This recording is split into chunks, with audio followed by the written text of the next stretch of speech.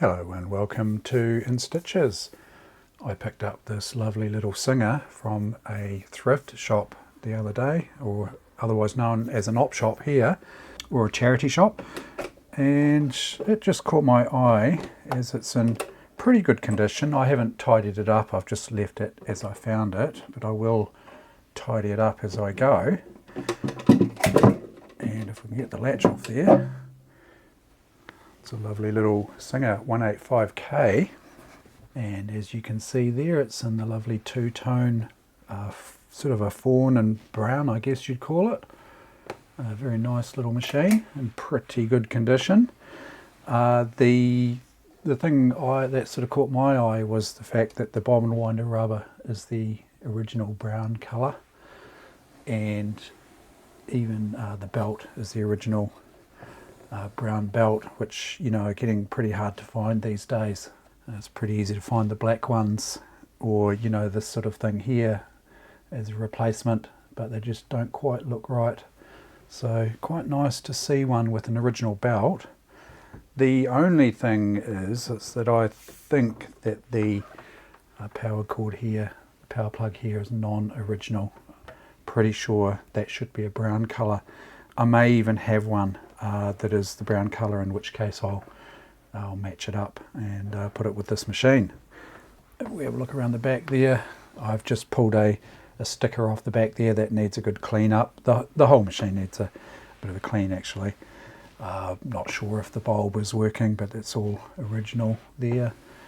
And I've come around to the faceplate. It's in pretty good condition, a couple of little nicks and scratches there, but nothing too major. So yeah, quite a nice little example, I thought. And I thought today I would just go through and give the machine a bit of a clean up and service while I'm at it. I'll check out that serial number there. If you're not aware, there is an application called Singer Serial DB. So yeah, definitely for Android, and I think for Apple as well. So just type in the serial number there, EP397,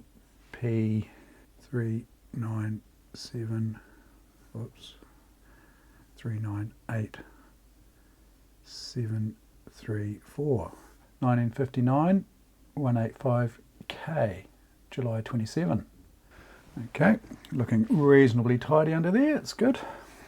Okay, and first things first though, let's just make sure that everything's running as it should. Now, I like to just do a quick test, just as far as electrical safety is concerned. Probably what you should do first of all before plugging the machine in is inspect it for any obvious faults. You know, the plug here where it plugs into the machine, make sure that that's intact, there's no wires showing. Make sure the cable's in good condition.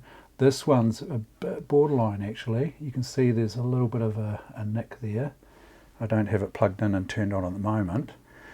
This one's a bit of a worry here. It's right down to the inner core there of the insulation there, so you know that's looking a bit dodgy. I would definitely get that replaced. If you're not comfortable with working with the electrics, I would definitely get an electrician to look into it for you. This is the plug here. It's looking pretty good there. There's no wiring sort of hanging out or exposed there. If it was me, I would remove the two screws and pull that apart there and just check the connections in there. But as I say, if you're not comfortable with it, leave it up to a professional electrician to sort out for you. We plug it in here and we'll just make sure that the machine's running. We'll make sure the motor's working for a start. And just when you're doing this, when you're running a machine without any fabric or thread in it, it's a good idea to remove the bobbin just in case there's loose threads lying around in there, and also make sure your presser foot is lifted up there. And let's see how we go. I'll turn the switch on. Yep, that's good. So we've got power there. And just check that the motor belt's not too loose. I mean, it feels a little bit loose, but It's probably okay, and what I'll do is I'll just temporarily hold back on the hand wheel here. I don't want to stall the machine for too long or strain the motor, so this is really just a test to see if the belt's slipping. So I just put it under power there and hold the hand wheel. I don't fully stop it from turning, but it gives you an idea if the belt's slipping or not. And that's good there. So there's no need to adjust the belt. Yeah, you might be able to see that the belt looks sort of slightly twisted in one point and then comes right. I think that's probably because it's been sitting, and I think with a little bit of use that'll probably sort itself out. The light isn't working, probably just a bulb issue there. But yep, the rest of it looks fine. There's a close-up of the label there. Very nice. It's looking pretty good all round. Get you a close-up of the machine. The bed there, I don't think it's had a lot of use. And there's a couple of reasons I say that is because normally a machine will wear quite badly on the paintwork down here if it's been used a lot. And just the fact that the belt is in good condition, I think, is an indication that it's probably, you know, the original belt for a start is in good condition, and I just think that's an indication that it's probably not had a lot of use. So yeah, that's pretty much why I grabbed the machine. It caught my eye in those respects there, so it needs a little bit of a clean up. So, but first of all, what I'll do is I'll go ahead and service the machine. So whenever you're working on a machine, it's best to unplug the power. Actually had a customer call me the other day, and she said that she was working on her industrial machine in the bobbin case area, and she accidentally put her foot on the treadle, and the industrial machine took off and broke the bobbin case, the base, broke the base out of the hook and base, so ended up doing more damage to the machine. So it's always a good idea to unplug your machine. Okay, so that's the faceplate off there. I'll just take the presser foot off here as well, and we might as well remove the needle because I'll be replacing that as a matter of course. Remove the throat plate here, just 2 screws, one there,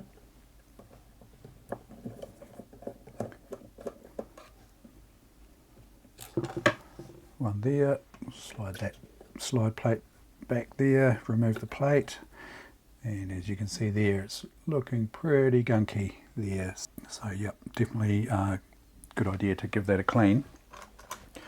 Normally I would use an air compressor just because, you know, it's my job and I do a lot of this, but if you're doing it at home, a little brush is sufficient there, no problem at all. So I will just do the service like I would if I was just at home with, you know, standard tools and whatnot.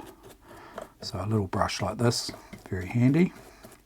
Let's give that a good clean out best you can, really. I mean, it's some of the lint and bits and pieces that's right down in here I can't get to with the brush. I might be able to get to it from underneath maybe, but I'll just give that a wee clean there. That's looking pretty good. And while we're here, I might as well oil. You can see the oil pad here, just here. We'll get some oil onto that, and that lubricates the hook race basically there. So there's quite a bit of friction happens in where the hook spins through the bobbin holder there. So that little pad holds a bit of oil. Okay, and then we can go ahead and put the throat plate back on now. It does pay to give the throat plate a clean underneath there, and also it's a good time to check the plate for any pitting and needle strikes. There's a few there, but you know, it's not too bad. Probably could do with a wee clean up, but I'll do that later on. Okay, put the throat plate back on there. That sort of thing is very important with an industrial machine, to clean up the throat plate hole properly, because the industrial machines are running at such a high speed that any little abrasion to the thread is going to be noticed a lot more because of just the sheer speed of the machines. But on a domestic machine like this, you can get away with a little bit of abrasion down there, or a little bit of pitting. And in the manual it suggests cleaning in here. You might find a little bit of dust and lint in there. That one's not looking too bad. I'll just go ahead and oil the needle bar there. The crank there, there's a hole in the crank there. There's another one in behind here. You might be able to see there. Just in behind there. And these linkages here. One there. One there. And one there.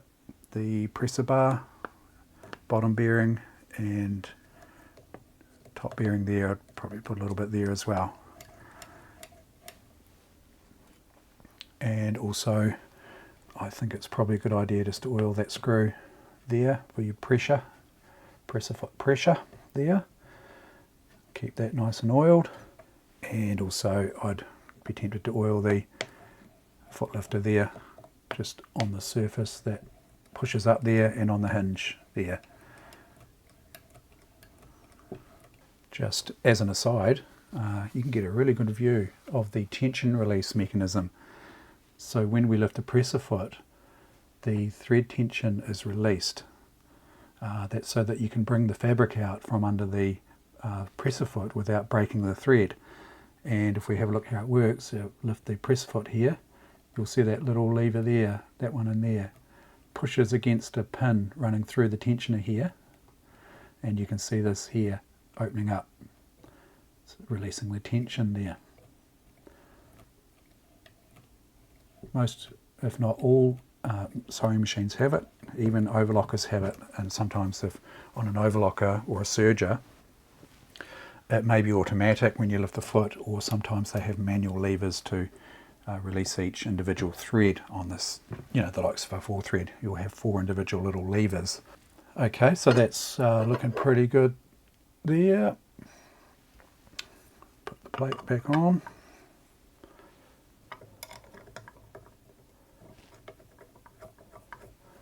Screw that on there. I like this little touch here with the chrome. Really nice little touch. Nice looking machine. Then we go ahead and oil through the top oil holes here. Just like that there.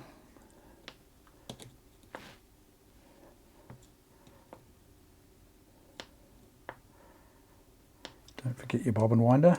Don't put too much oil in there though, just a little tiny bit. Otherwise the oil works through and sprays out the side here and contaminates the bobbin winder rubber ring there, causes it to slip. Okay, now there are no more oil points on the top end here, although it is a good idea to oil the stop motion here if need be. Yeah, see that should be releasing, it's actually driving, you see. If I put that under power, you'll see that the stop motion screw there, even though it's undone, is not really releasing the hand wheel and is causing it to drive even though it's been disengaged there. Yeah. See, slightly driving there. It's not bad. Needs a bit of oil. You can get away with a little bit of oil down the back of that stop motion screw, just down in here. That will work its way in. That saves you taking the machine apart. I'll just put a generous amount of oil there. I'll mop up any extra later. But that will work its way in there.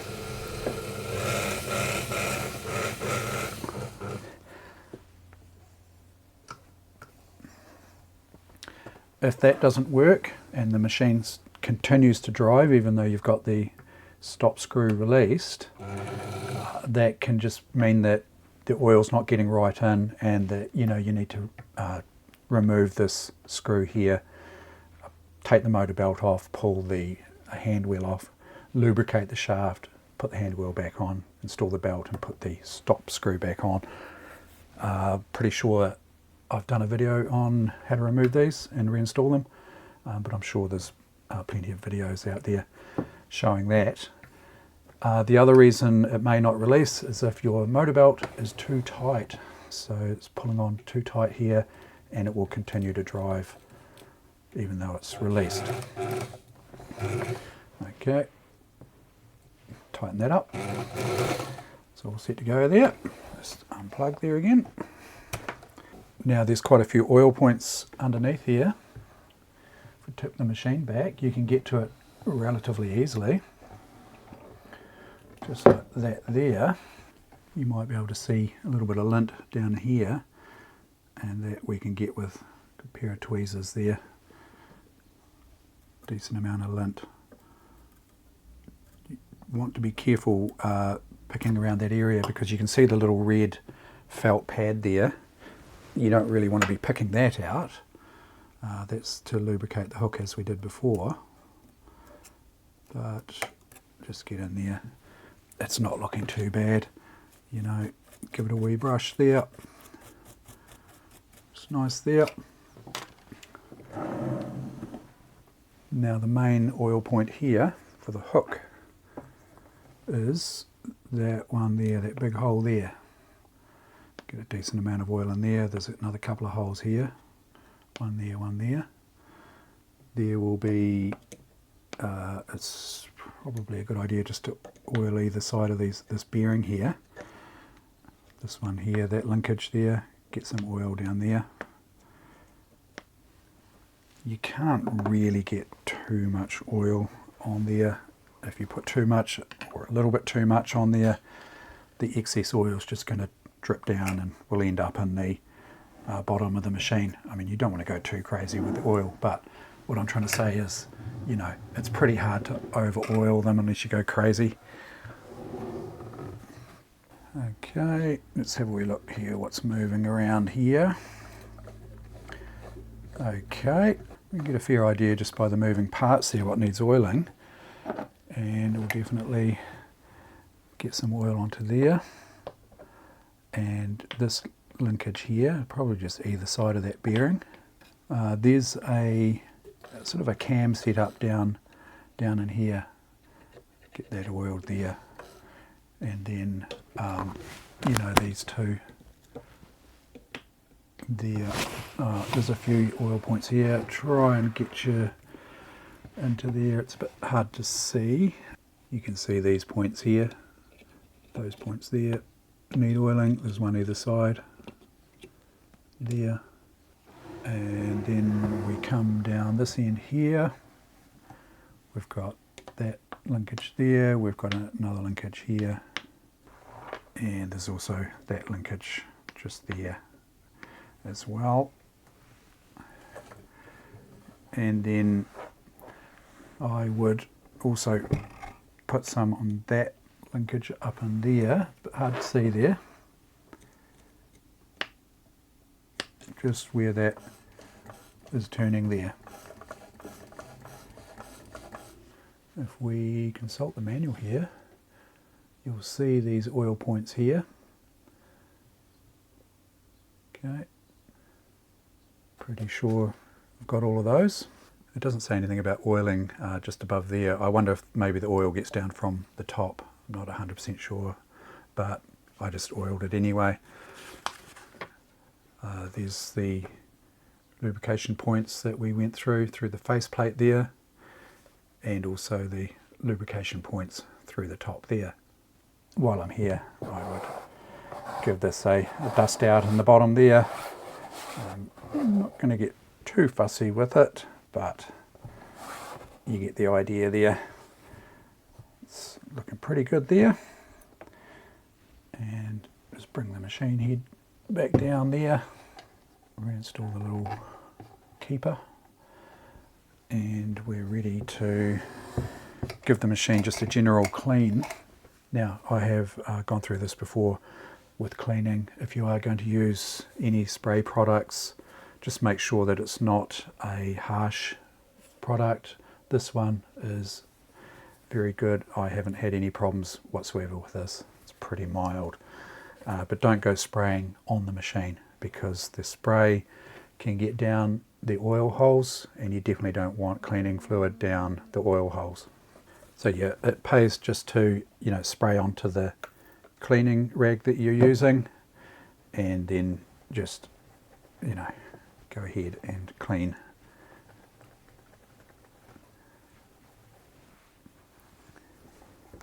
Something a little bit grimy down there, a bit stubborn. I'm not doing a deep clean today, just a general clean. I'm not going to get too fussy. That is going to need a little bit of extra elbow grease there though. It's starting to come off there. It's pretty good. Something there.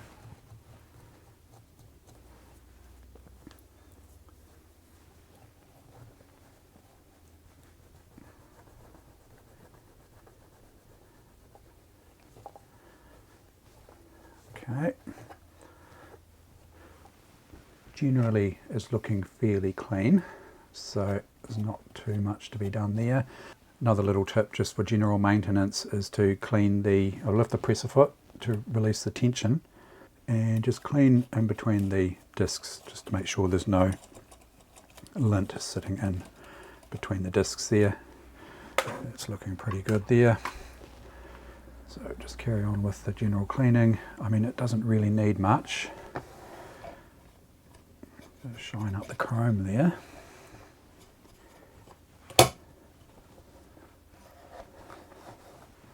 Just want to be careful with the decals too, you don't want to use anything harsh that might affect the decals. Now I notice the light's not working, so I need to sort that out. Now I've got this sort of sticky leftover from a sticker there, and I use this product here, Dissolve It Sticky Spot and Stain Remover. Seems to work pretty well. Dab it on, and that soaks into the sticky leftover, the residue there, and basically you leave it for a couple of minutes. Let that soak for a little bit. It's got a very strong smell of orange. Citrus based. Yeah, smells like it. Anyway, I'll have a wee clean around this area here while that soaks in there. Just get to what I can. I mean, if you were deep cleaning this machine, you'd remove the motor and get right in behind there, but I'm not going to go to that trouble today. It's been a little bit less than 2 minutes. I'm just being impatient here. Just see whether this is, I mean, it's coming off already. There.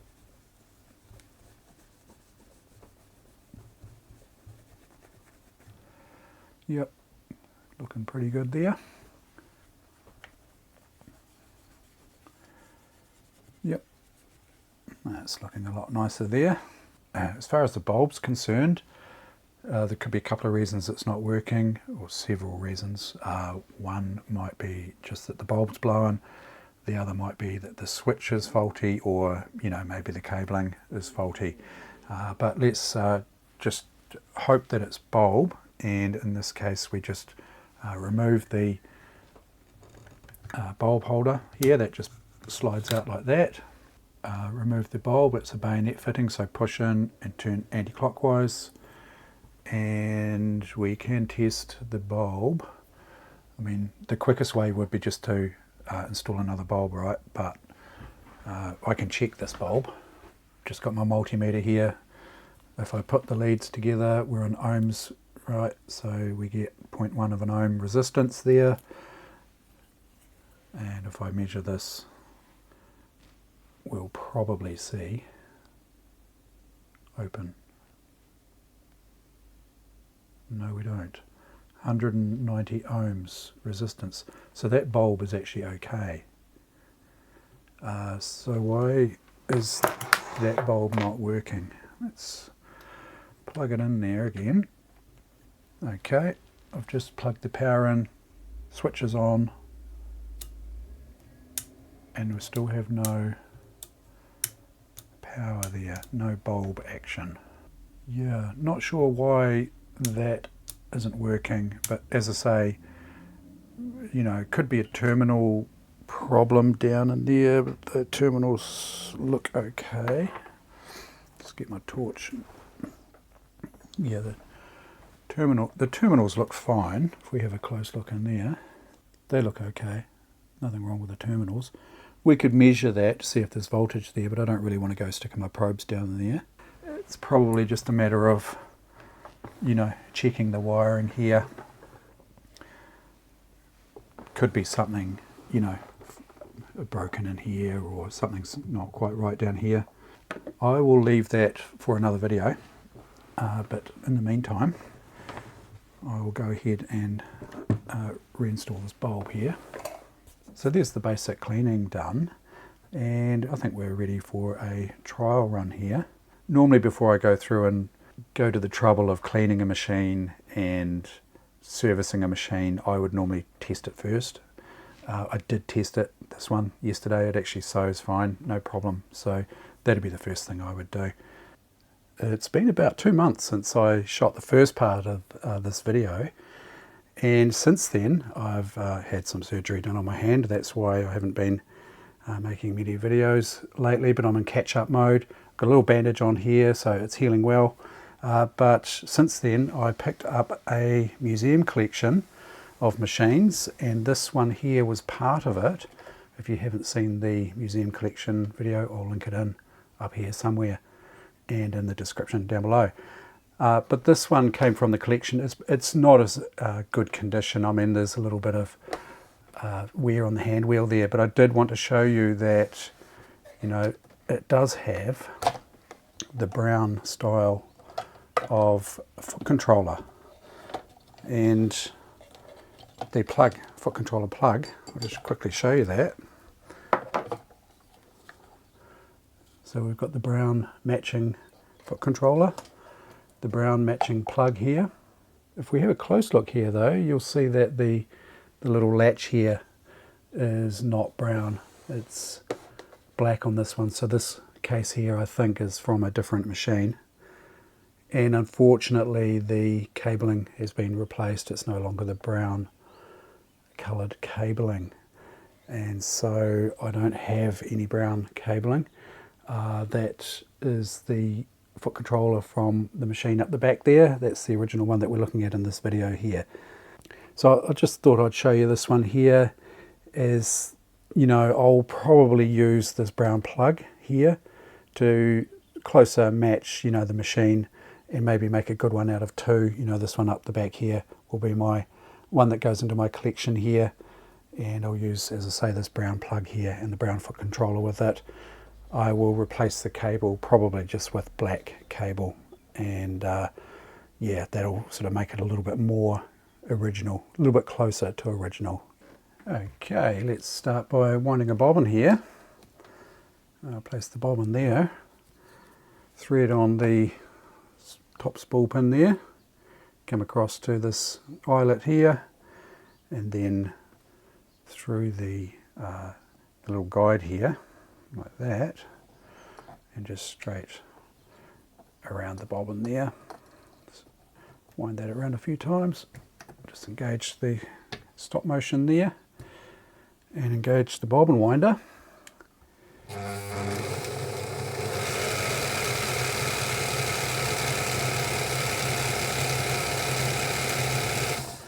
You might be able to see here that it's not quite winding evenly, so we can adjust this little guide here just to bring that. You can see it's winding more to the left than what it is to the right there, so if we bring that guide to the right, that should even things up. a bit more there. There's no stopper on this here either, so you do have to keep an eye on your bobbin there.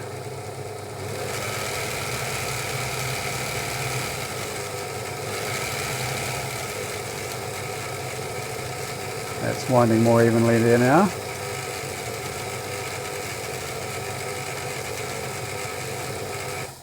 Okay, that's probably about enough there. Pull that off there. Okay, and we'll install the bobbin here. When you pull the thread on the bobbin here, you want it to be turning anti-clockwise or counterclockwise, like that. Okay, and then just drop the bobbin in like that, and under the first little ridge there, under the spring, and around to the second little ridge, like that. Come across. We can close the slide plate there. We'll install a needle here, and on this particular model, when we install the needle, we have the flat facing the right hand side, or the inside of the arm there, and we just place that up into the hole. Make sure it goes right up into the hole there. Tighten the needle clamp screw there. Alright, and then threading, basically from where we left off with the bobbin winding, we come to this eyelet here, just down through the tension discs there, up and over that check spring there, under that guide there, and then up to your take up lever, and thread from right to left, like so, to that eyelet, and then to that eyelet. You can pull the thread in from the rear. Okay, threading the needle from left to right there, and then as usual we turn the machine one full revolution in operating direction, and we'll fish up the bobbin thread there, just like that there. Let's not forget to install the press foot there, otherwise we won't get too far. Right, we are ready for a trial run here. I think it's always a good idea to turn your machine a few times by hand if you've been working on it, just to make sure everything's running smoothly there.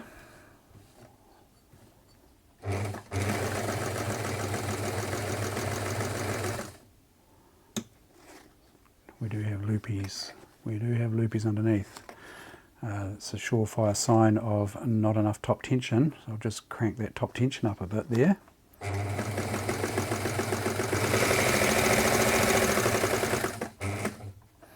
Okay, let's have a look at that.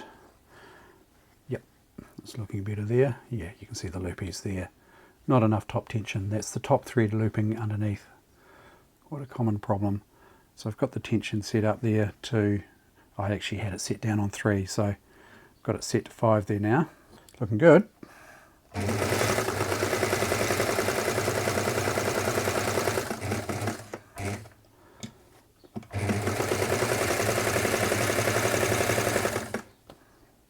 Yep, all set to go. That's it for this one. I hope you enjoyed that service and assessment of the lovely fawny coloured, brown coloured 185K Singer. Thank you as always to my patrons on Patreon, and thank you very much for watching.